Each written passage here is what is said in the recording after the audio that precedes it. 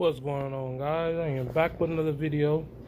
Today I'm going to try to feed these two pinky mice to a Colorado river toad that we have in here.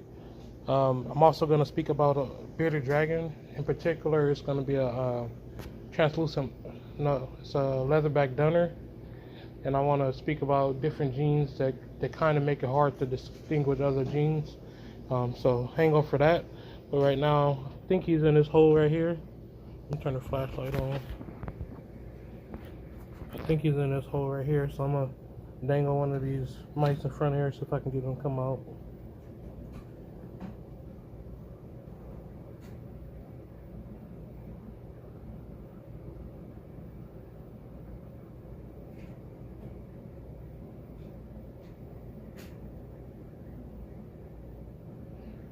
It's not in that hole. It might be over here. Oh, dang it.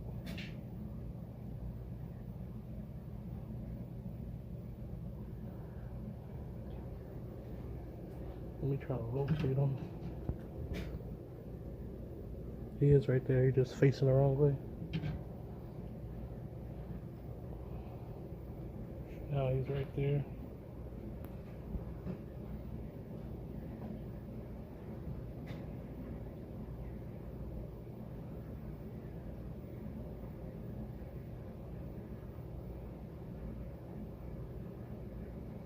I'm not interested.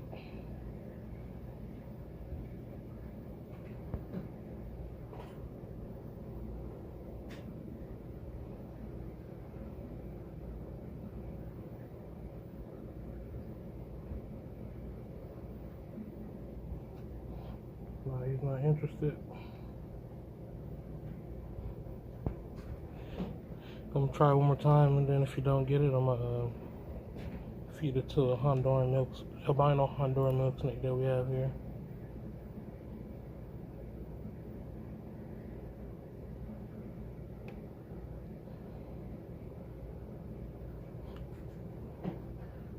Actually, there's some Pac-Man frogs right here too. Pac-Man frog should go for it. We haven't fed them this week yet. Fantasy Pac-Man frogs, a hybrid between horned frogs and Pac-Man frogs. So let's see if we can feed all three of them.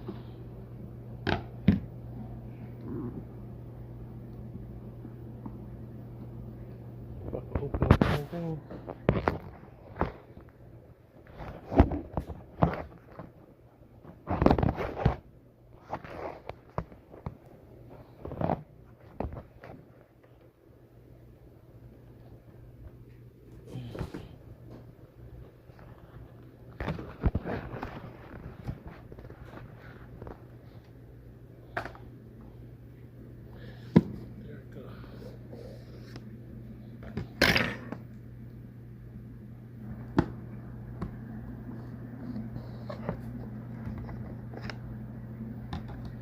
I got a total of three of them.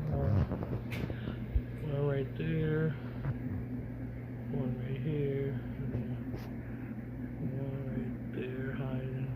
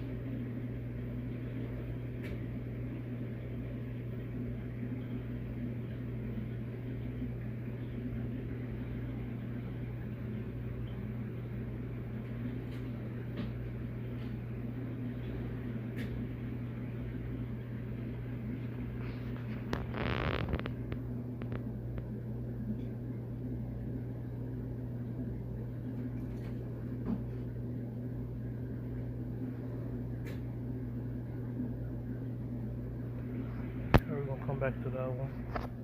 See if it eats it.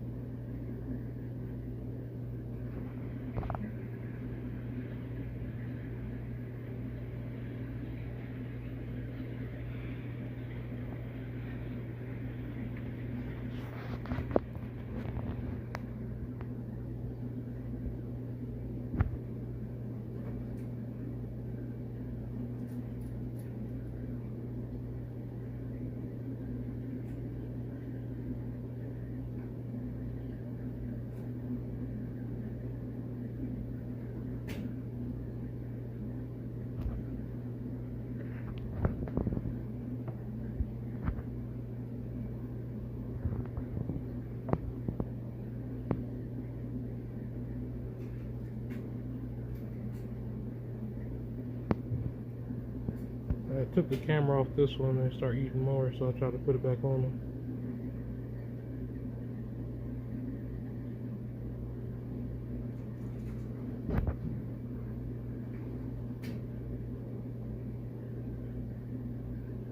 I'm gonna go to the next one now.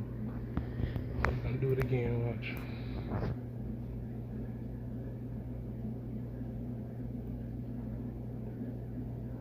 This one's a little bit more tucked in, so it might not be as hungry as the other one.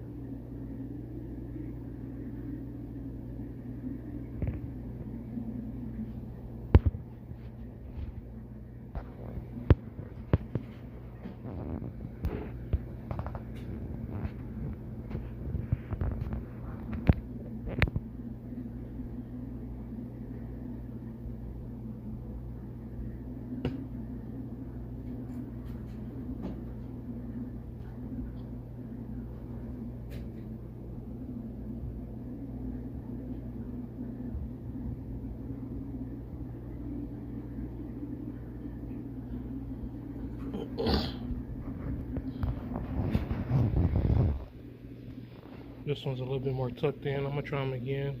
Now he's moving. I think he smells it now. So I'm gonna give him one as well.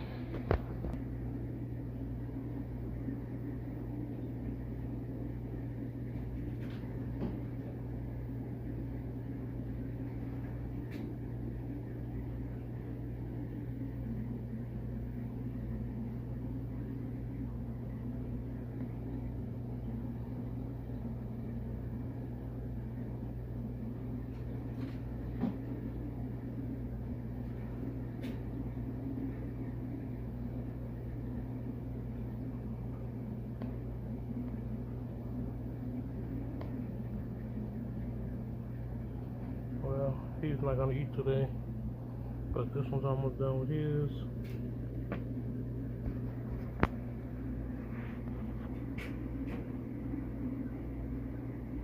That one's working on his. I'll try this one again next time I'm here. But I tell Jeremiah that he doesn't eat. Jeremiah is a guy that works here when I'm not here. He works here full time. I work here part time.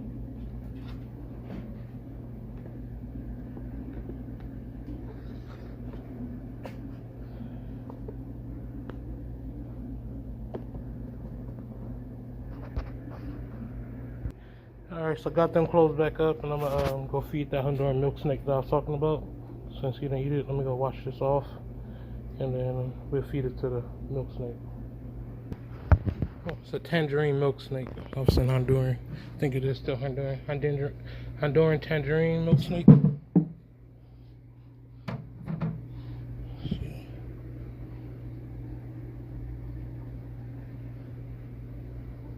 Scared it.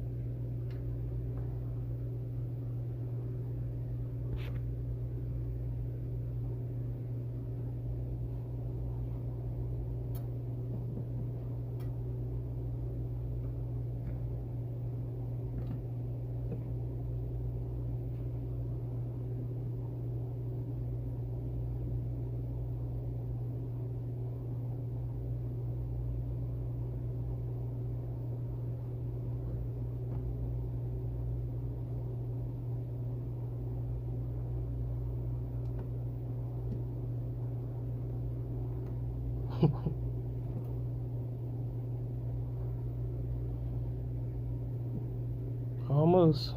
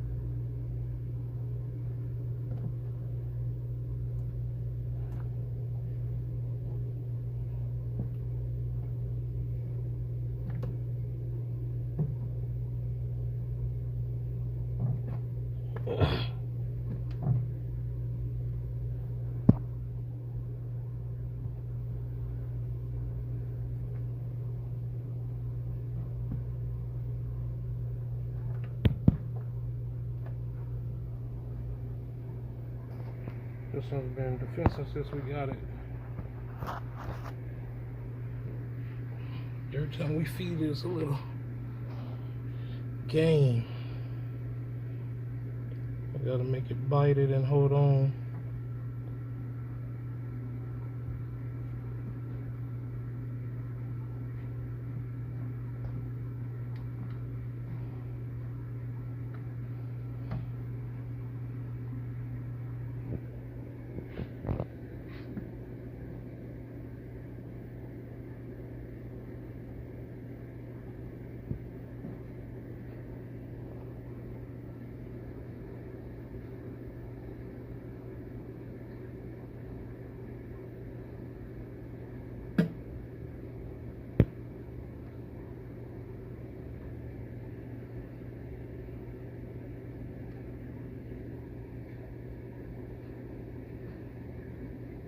There you go.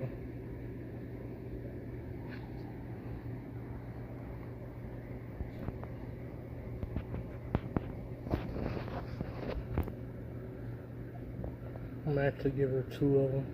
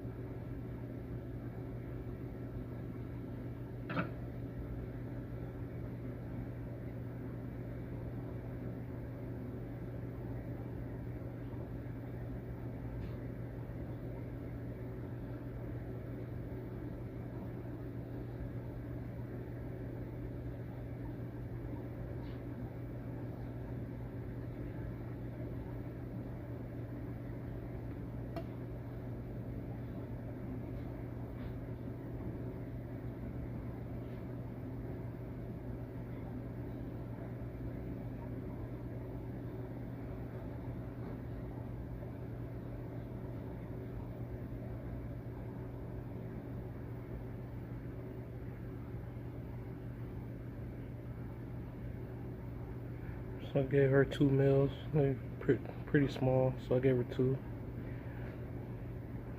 But she has a good appetite. I'm gonna get her hide back in here without her getting defensive while she's eating.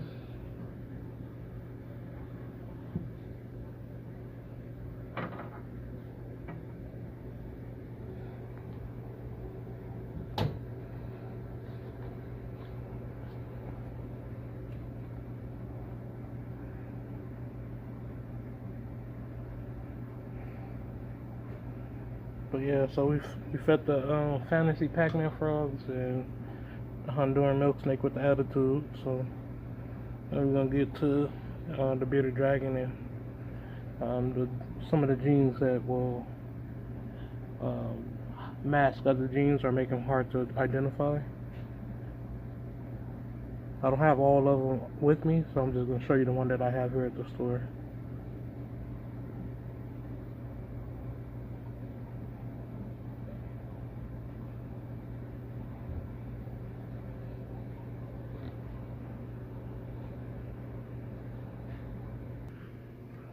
Before we get to the bearded dragon, I just want to show you guys this brown on nose.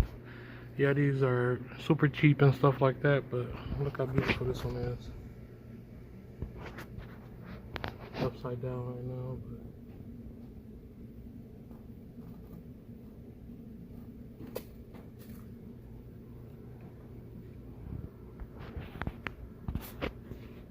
That's the same one.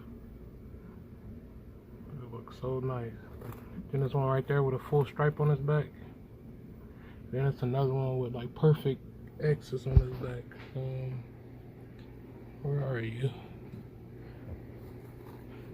No, that's not it.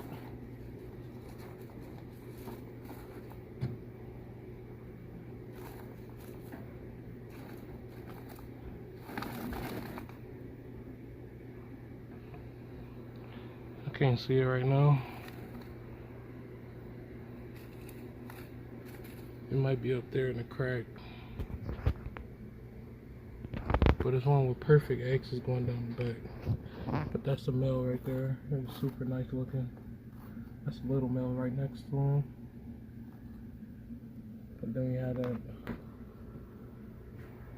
I think it's some, if you work with these, I think you could get some polygenic stuff out of them that might end up being some type of genes.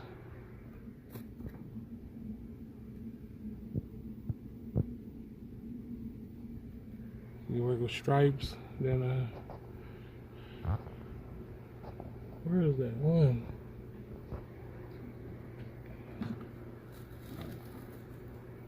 That's not it.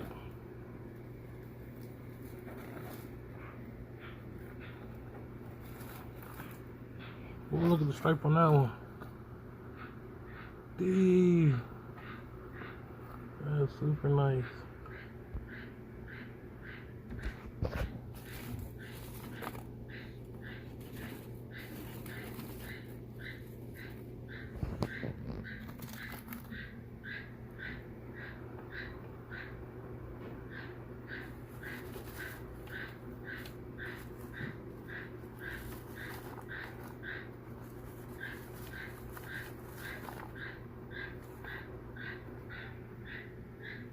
Yeah, it gotta be tucked up there, but it's so nice looking.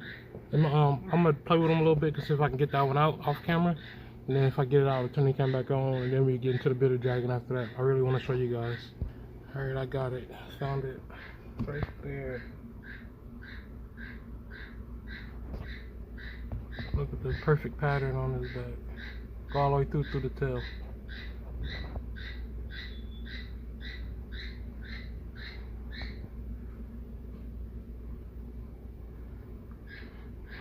That might be a fun project for somebody, maybe even for me one day, to get a big group of these and find stuff that look alike and make sure they stay paired together so we can intensify, like on the stripes or whatever it has going on with it.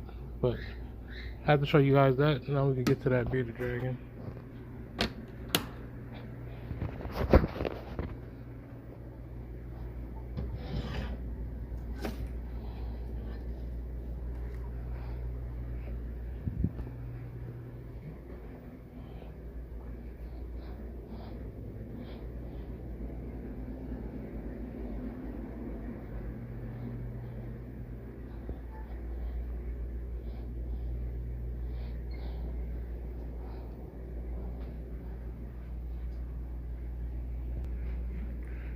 Alright, this guy right here is a leatherback dunner, and he's reddish orange, and being that dunner and leatherback are both scale mutations. Sometimes if the Dunner pattern is an extreme, it'd be hard to tell if the dragon is a Dunner or not, if it's a leatherback, because the scale size is reduced, especially when they're babies. He's trying to get away from me. I'm gonna throw him a hornworm for his cooperation with me. Missed that first one. Give him another one.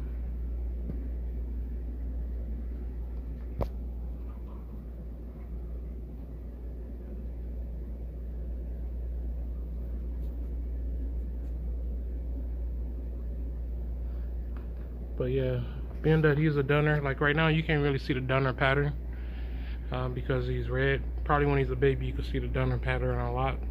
But most dragons, when they grow up, their color starts to expand over the body, so the pattern is not as noticeable as it normally would be as a baby. So if you have a leatherback and it's a Dunner, or if this was a Whitblet, it will even be a Whitblet or a zero, it'd even be harder. If it was leatherback, Whitblet, and zero or Whitblet, because it has no pattern, has no color to. If this was a patternless animal and it had Dunner and leatherback, as a baby it'd be very hard to tell the difference. But like I told you guys, with Dunner, the scales on the belly is gonna go in all different directions. That's never gonna change no matter what the morph is in there. He's not gonna cooperate. You don't want to go upside down. But if you ever get close like this, you can see the scales go in all different directions instead of one. And the ones on his chin goes up instead of down. When I say up, I mean going this way versus going that way. And usually it's gonna have, normal dragons have circles like this.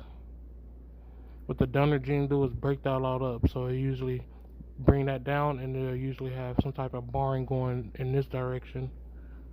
Sorry about that.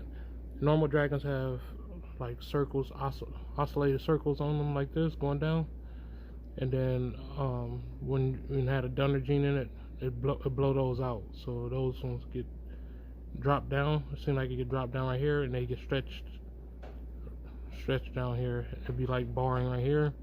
And then usually have stripes on the tail. You can see a little bit of the stripe right here going down, and right here. On a normal dragon, it has bands going in circles like this, from left to right versus the length of the tail. Not all Dunners have that, but a lot of Dunners have it. Then it's going to be more spotty, like these. See those spots in it? They used to have a thing called spotted Dunner, which is not a morph, but is one Dunners would have more spots on it, and they was like marketing them for more money because they had more spots on them. But those ones can produce normal dragons, and those ones could produce normal looking Dunners, and normal Dunners can produce those depending on how the genes line up. But yeah, if you have a Dunner with either leatherback, Whitblet, or zero, or a combination of three, it's kind of hard to see the Dunner, because Dunner is pretty much a scale mutation. It's both scale and pattern mutation. So if you're just looking for the pattern on those animals, it's going to be hard to tell. If you're looking for just the scales on a leatherback, it can be hard to tell as a baby. And if the pattern is not showing like the traditional markings, you have to depend on the scale direction to see the difference.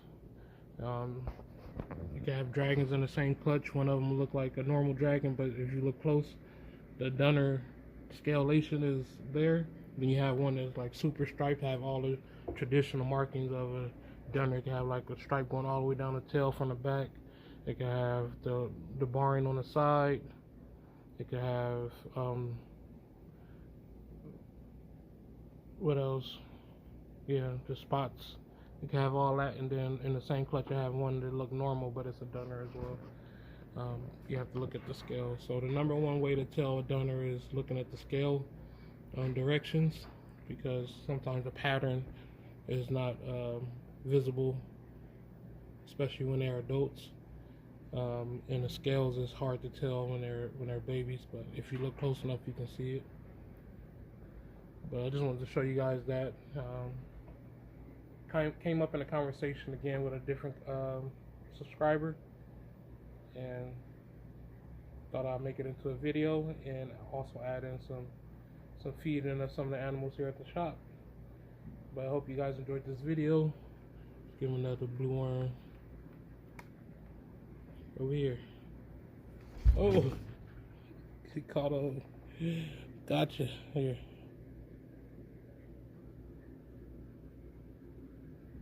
That's it. You missing. Scoot it up. But I'm not trying to get big. There you go. Alright. Alright guys, I'm out. Peace.